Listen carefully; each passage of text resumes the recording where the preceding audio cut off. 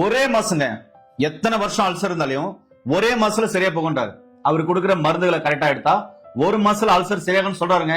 அது எப்படி ரொம்ப ஆச்சரியமா இருந்தது. அது எந்த வகையான அல்சரா இருந்தாலும் சரி, எண்டோஸ்கோப் போட்டு நீங்க டெஸ்ட் பண்ணியிருந்தாலும் சரி குணமாகுதுன்றாரு. வாங்க முழுமையான தகவல் இந்த வீடியோ பார்க்கலாம். வணக்கம். வணக்கம்.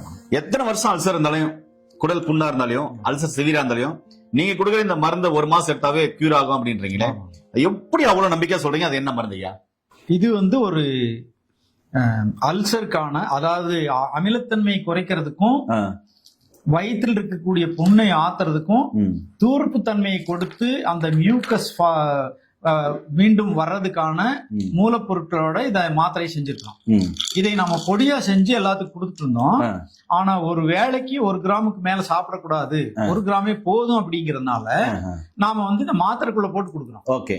அப்ப இந்த மாத்திரைய நம்ம காலையில் 2 நைட் 2 சாப்பிட்டு உணவுக்கு பிறகு இந்த பித்த நிவாரண சூர்ணம், ஏன்னா பித்தம் அதிகமாக உற்பத்தி ஆகுறதுனாலையும் வயிற்றுல நமக்கு புண்ணும் எரிச்சலும் வலியும் இருக்கும்.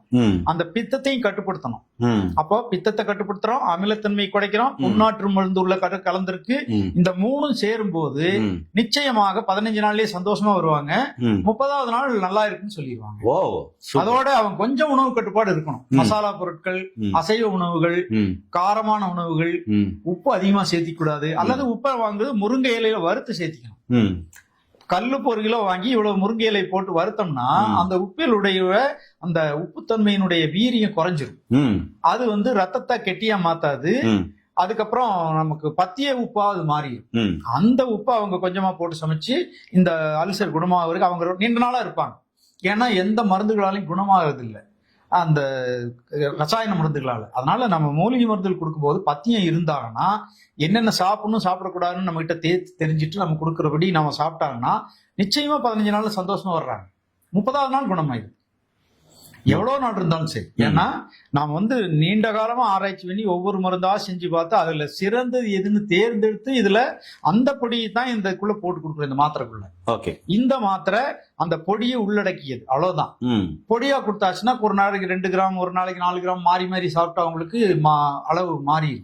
அதுக்காக நம்ம ஒரு அளவு இருக்கணுங்கிறதுக்காக மாத்திரைக்குள்ள போட்டுக்கணும்.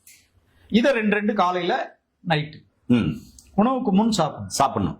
உணவுக்கு பின் பித்த நிவாரண சூர்ணம் 1 ஸ்பூன் வாயில போட்டு கொஞ்சம் தண்ணி குடிச்சிட்டா போதும். Okay okay. இது நான் டெய்லியும் சாப்பிடுறேன். இது நல்லா இருக்கு. ரொம்ப நல்லா ஜீரணம் ஆகுது, பித்தம் ஆகுறதுல, உடம்பு சூடாகிறதுல இல்ல. இது 1000 வேலை செய்யும். ஆமா, நிறைய பிரச்சனைகள், மென்டல் டென்ஷன் குறையும், நல்லா தூக்கம் வருது, பிடிவாதம் பிடிச்ச குழந்தைக்கு பிடிவாதம் குறையும், நினைவாற்றல் குறைஞ்சவங்களுக்கு நினைவாற்றல் வரும், மன அமைதி கிடைக்கும். அதுவோ கை எரிச்சல், கால் எரிச்சல், கண் எரிச்சல், எங்கேயாவது எரிச்சல் இருக்கும், யூரின் எரிச்சல், எல்லா எரிச்சலையும் இது நீக்கும். யூரின் எரிச்சலுக்கு மட்டும் இதை சாப்பிட்டு இளநீ மேல குடிச்சிட்டா இளநீ இதுவும் சேர்ந்து யூரின் எரிச்சல் அப்பவே நிறுத்தி. இந்த மாதிரி 1000 வேலை செய்யக்கூடியது இந்த பித்த நிவாரணம். எல்லாரும் இன்னொன்னு பண்ணலாம், இதை டீ மாதிரி கூட வச்சு குடிக்கலாம். இதை காலை இதே இனிப்பதான் இருக்கு. இனிப்ப இருக்கு. நம்ம இதை 1 ஸ்பூன் 1 டம்ளர் தண்ணிக்குள்ள போட்டு கொதிக்க வச்சு தேவைப்பட்டா நாட்டு சக்கரை கொஞ்சம் போட்டு அப்படியே குடிச்சுக்கலாம். குடிச்சாச்சுன்னா காலையிலேயே பித்தம் குறைஞ்சிடும். எந்திரிக்கும் போது பிச்சம் குறைஞ்சிரும். சாயங்காலம் 5 மணிக்கு குடிச்சா 5 மணிக்கும் பித்தம் குறைஞ்சிரும். இந்த 2 வேளை அப்படியும் குடிச்சுக்கலாம். 3 வேளையும் உணவுக்கு பின்னும் சாப்பிட்டுக்கலாம், உணவுக்கு முன்னும் சாப்பிடலாம். மாத்திரை இல்லாம இதை மட்டும் கூட சாப்பிட்டு இருக்கலாம் பித்தம் உள்ளவங்க.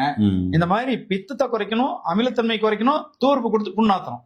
இந்த அடிப்படையில் நாம் இதை செஞ்சிருக்கிறதுனால அது வேகமா வேலை செஞ்சது. போய் பட்டா உடனே அந்த புண்ணு மேல பரவி அப்படியே புண்ணு ஆத்திடும். அருமையா. ஏன்னா உங்களுக்கும் பல வருஷம் அல்சர் இருக்கா? கவலையப்பட வேண்டாம். கீழே போற நம்பருக்கு கால் பண்ணுங்க. பரிச்சை பட்டதாரி மருத்துவ இந்த மருந்துகள் கொடுக்கறது வாங்கி சாப்பிட்டு நோய் நொடி இல்லாம ஆரோக்கியமாளுங்க. அல்சர் கம்ப்ளைண்ட் யாருக்கெல்லாம் இருக்கோ அவங்களுக்கு எல்லாருக்குமே இந்த வீடியோவை ஷேர் பண்ணிவிடுங்க. இந்த வீடியோவை ஷேர் பண்ணி வச்சுக்கோங்க. மீண்டும் ஒரு அருமையான பதிவில் சந்திக்கும் வரை உங்களிடம் விடைபெறும் குடும்பத்தில் ஒருவனாக உங்கள் அன்பு சோனாரிதாஸ். நன்றி, வணக்கம். வணக்கம்.